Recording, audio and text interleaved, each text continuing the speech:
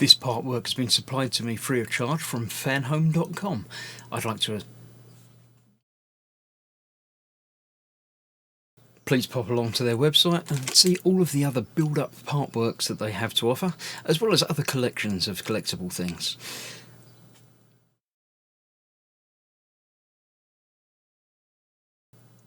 I would like to thank Fanhome for providing me with the part work so I can produce these videos for your enjoyment and educational needs. If you'd like to build one of your own, pop along to fanhome.com. They're available in many countries worldwide. If you do want to build one, leave a note in the comments to let me know how you're getting on, and let me know how I'm getting on as well. I'd like feedback of all types. So thank you once more to Fanhome for providing me with this kit. I hope you enjoy the build. Let's get on with it. I'm Chris, this is Gross Models. Welcome to stage 90 of building Eleanor from Gone in 60 Seconds. Today we have our other fender, another really heavy metal piece. It's obviously, this piece is all solid. It's quite thick and meaty. So we need 2 screws from that, as they supply us with 3, as ever with these. I've got a pile of spares over there.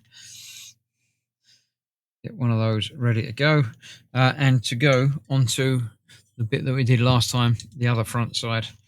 So this is just going on there, the same again. Get it that way up, it's easier to deal with. It sort of locates in place, and then we have 2 screws.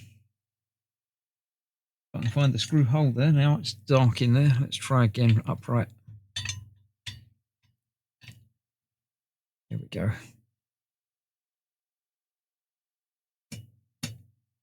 Got one there. And then the other one should be easy, shouldn't it?